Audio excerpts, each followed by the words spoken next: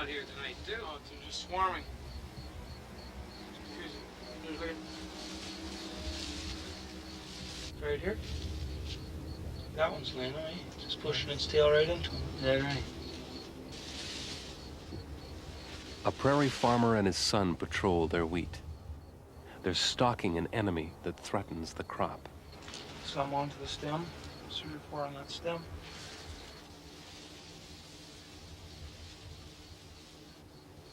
Seems to be quite a few here tonight now. More than the... It's July, and the wheat is in flower. A swarm of midge flies are laying eggs. Their larvae will suck each growing kernel dry, leaving little more than husks for the harvester. Well, maybe we'll have to spray it tomorrow.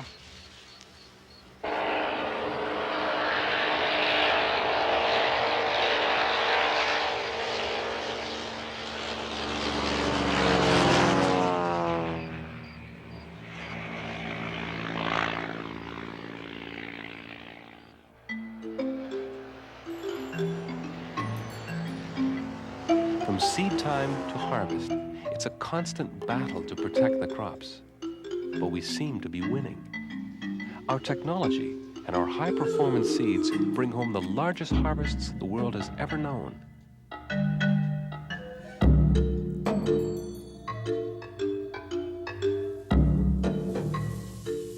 The supercrops of modern agriculture have been created out of thousands of years of cultivation. We've come a long way since human beings first turned over the earth.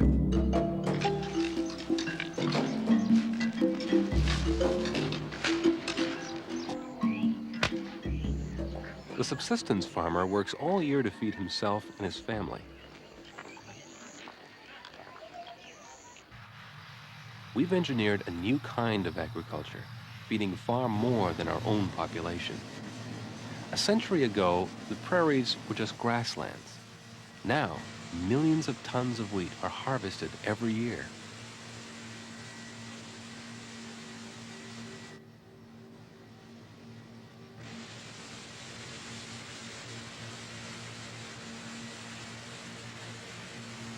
We developed seeds that could thrive in the short prairie summer, and then we planted them to the far horizon. But mass production has terrible risks. When all the land is planted to a single crop, disasters can be overwhelming. If the crop is vulnerable, everything is lost. In 1970, 15% of the entire American corn crop was lost to corn blight. In Florida, in 1984, an epidemic of deadly citrus canker attacked the orange groves.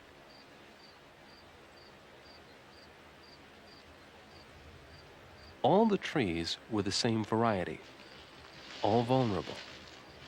Thousands of young trees had to be burned, and the continent's orange juice went up in smoke. A single crop, often a single variety of seed. It's a dangerous uniformity.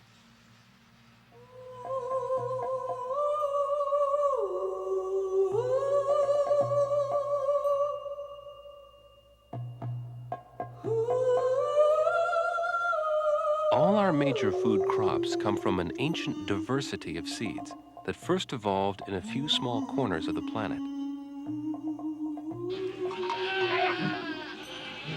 In those favored places, agriculture first began. A close cooperation between human beings and their natural environment.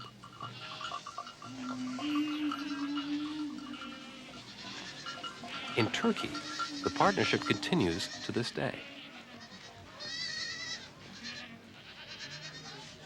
The harvest here is the product of thousands of years of plant selection. Seeds chosen each year from plants that are strong and healthy.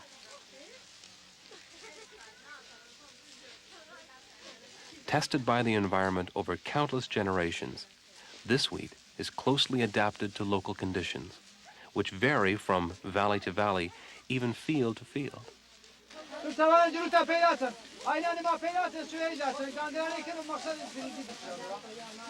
If those conditions change, at least part of the crop will survive, seed for next year's sowing.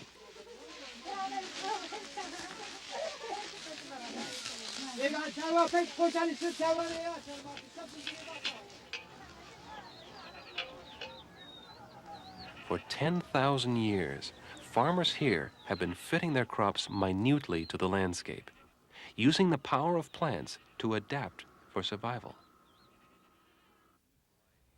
Thousands of wheat varieties have developed here in Turkey. They look very different from each other because of their different genetic makeup. Each is resistant to the risks of its local environment. This diversity means they crossbreed and mutate in the field, producing new genetic combinations, new potential for survival.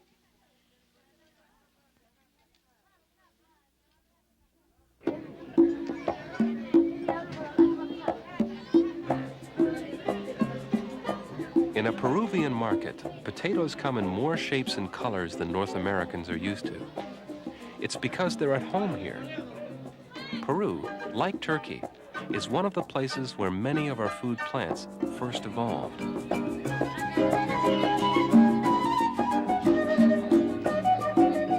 A long history of cultivation has given full rein to nature's ingenuity.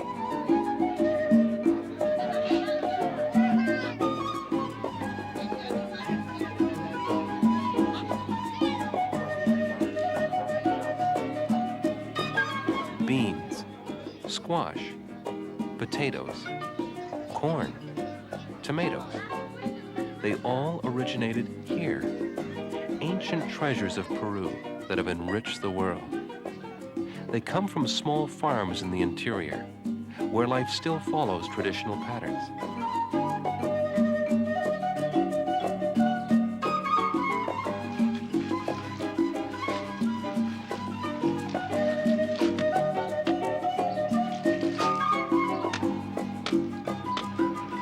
Farmers here must carve their fields into the mountainsides, where climate and soil change dramatically over short distances. The seeds they plant have been selected for their ability to survive. It's an ancient and successful form of plant breeding.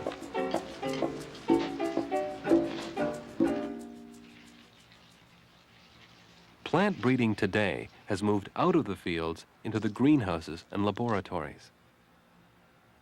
What happens randomly in the field is done here by hand, manipulating the plant's reproductive system.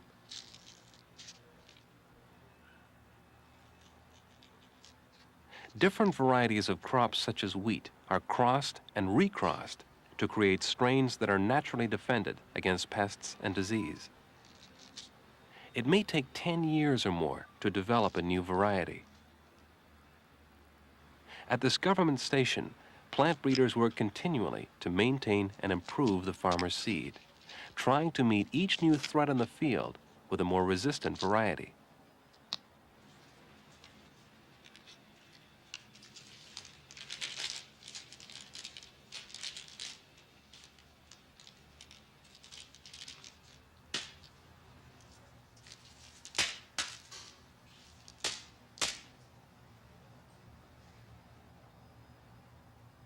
These are not random matches.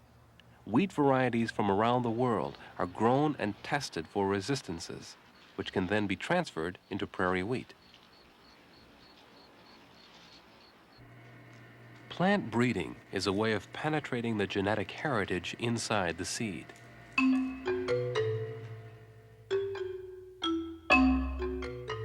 Plotted on the spiral strands of DNA are genes that control an endless variety of specific traits. Disease resistance, drought or cold tolerance, early ripening. Selecting the ones we want, we've built the crops of modern agriculture.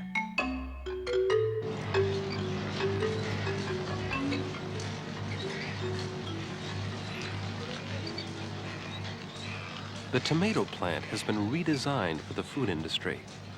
These seedlings are genetically uniform.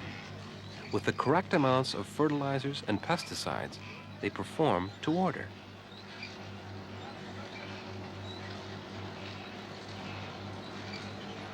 The farmer here is a manager with a well-planned assembly line.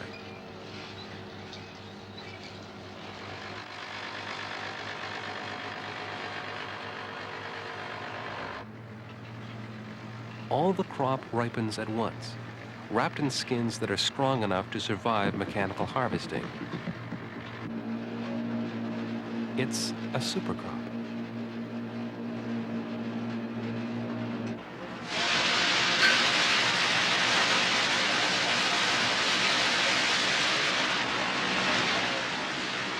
Plant breeding has given food processing companies tight control over their raw material.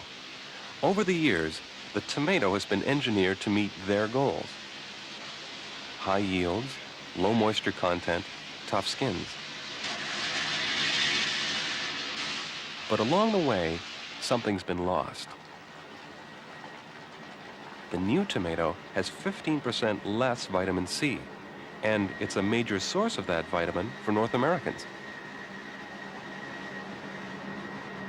Less nutrition, cheaper ketchup. But should the economics of the assembly line decide the future of our food?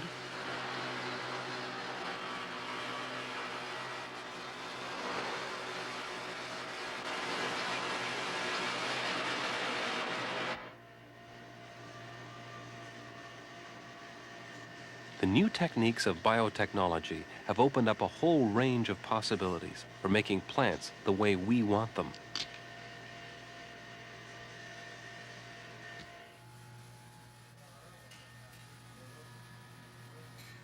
Under the microscope, two cells from different plants are being fused.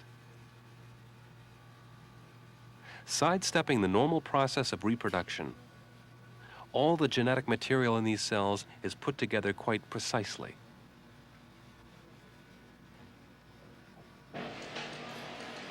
The potential of this technique is enormous.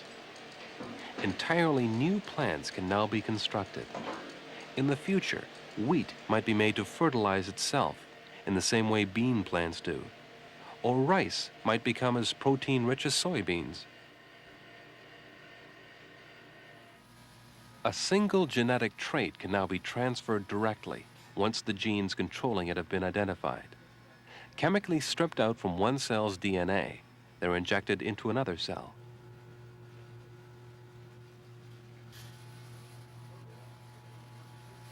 Once it's perfected, this will cut years from the slow process of traditional plant breeding.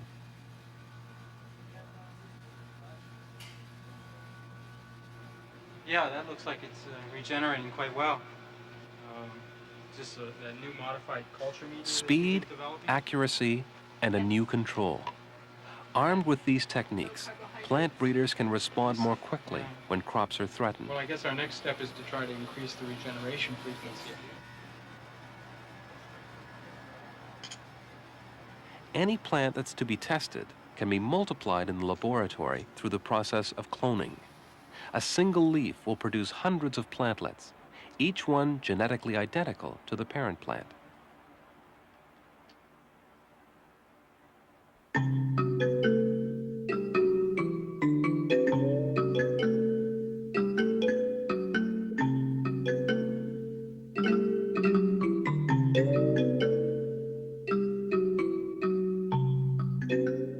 Biotechnology offers great potential for profit, and increasingly, its powers are being put to work for private industry. At DNA Plant Technology Corporation, the latest big project is turning vegetables into veggie snacks. Joint venture relationship on veggie snacks. Dory came to us with a packaging concept and said, make a pepper that fits in my package that's nice and sweet and good tasting and is in the form of a hybrid and in which people will just love to eat and snack on. Pepper's so exciting because there's been so little work done with it, and in a short period of time we've come quite a long way in developing something with ideal snacking characteristics. I gather from the standpoint of patents. Living plants have now become products. They can be patented to protect investment and maximize profits. The end of this month to have our first total reaction to all of the documents. What's your feeling on cost, Dick? Do you still think that we can have a shelf price that would be reasonable to the consumer and be attractive to us and to our partner now? Oh, definitely. I think the profit potential here, given the costs as we see them today, could be enormous for both our marketing partner as well as ourselves. I think that's very appropriate. Because what's being offered is a new opportunity, an upscale opportunity to enjoy vegetables.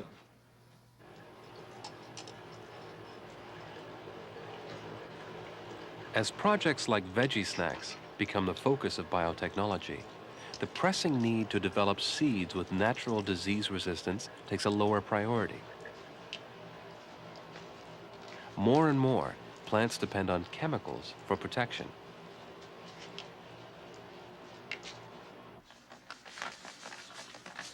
It's a growing partnership. Seeds are now being bred to respond to chemicals. They need them to produce high yields. Often, it's the chemical companies themselves that develop the farmer seeds.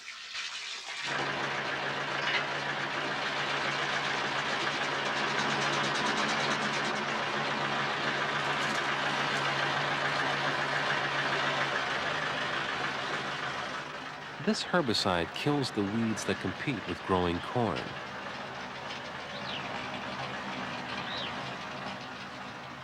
At harvest time, the results are undeniable, but the healthy crop is bought at the expense of the environment.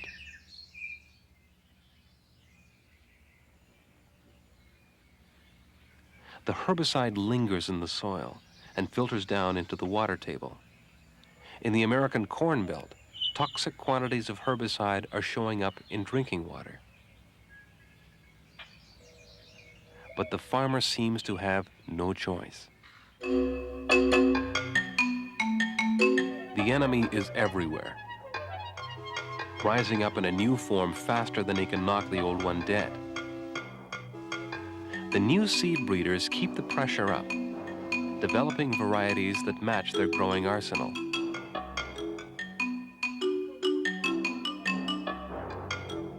The crop is defenseless unless it's wrapped from seed to harvest in a petrochemical shield. It's a persuasive image, but even then, can the farmer really afford to relax?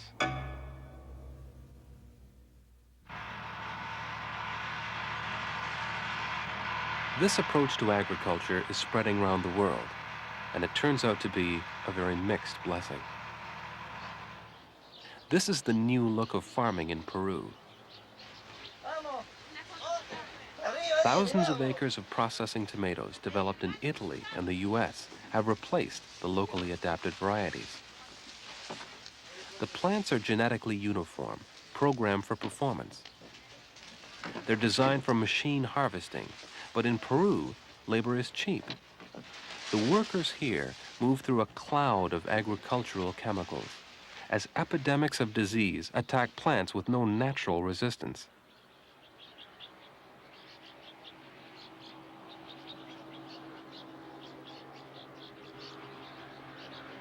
The billboards are in Spanish, but the message is familiar. Imported seed means imported fertilizers and pesticides.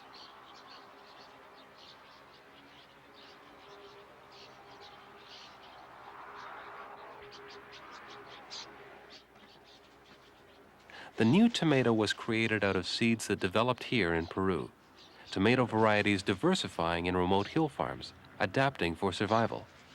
Now consumers are the ones who must adapt.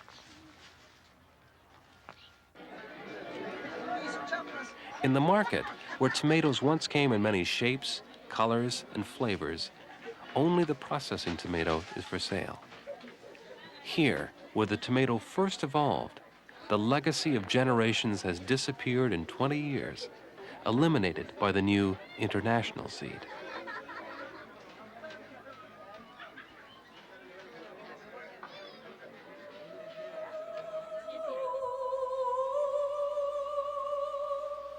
The wheat fields in Turkey show a similar process. Traditional seeds, with all their genetic strengths, are giving way to high-yielding varieties and a different kind of agriculture.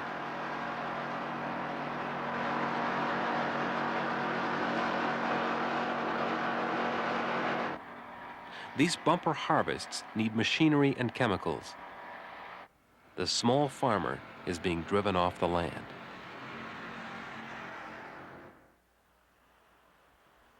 And now the land itself needs some major adjustments.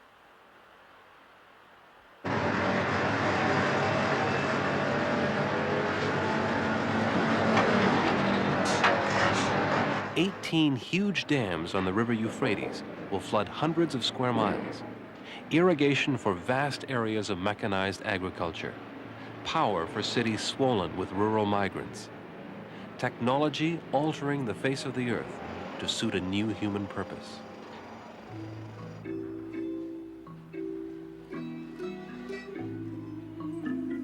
On the mountainside above the worksite, Dr. Tuna Ikim assesses the plant community that will be lost. Just weeds, but some are wild varieties of major food crops: barley, wheat, oats, alfalfa.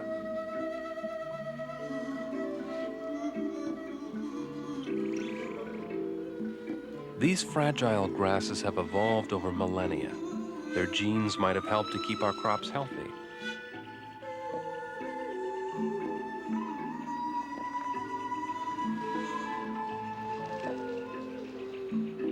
Dr. Akim takes a few samples.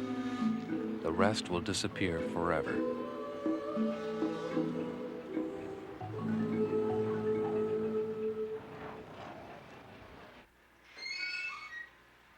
Some of the world's seed is being saved in an international network of seed banks set up to conserve the genetic basis of our crops.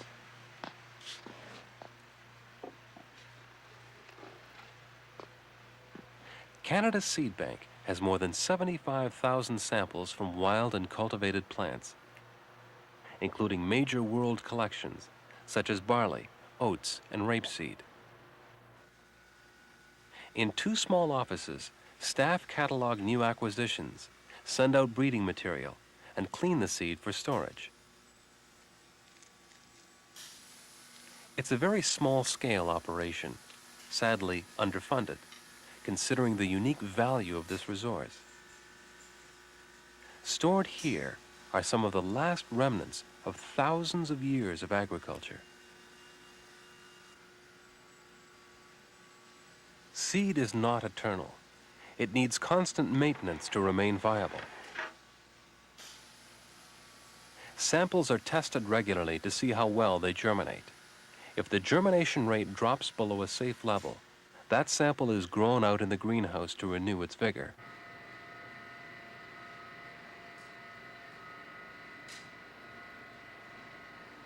No one knows the full potential of the seed here.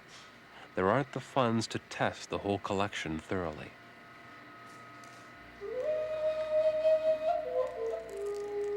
This conservation effort needs a new commitment.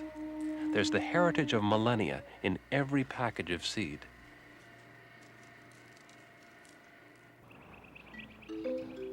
For 15,000 years of agriculture, nature and human nature have worked in partnership, creating the seeds of survival. They're the stuff of life. Human continuity has always depended on the continuity of seed, its hidden power to adapt, survive, and multiply.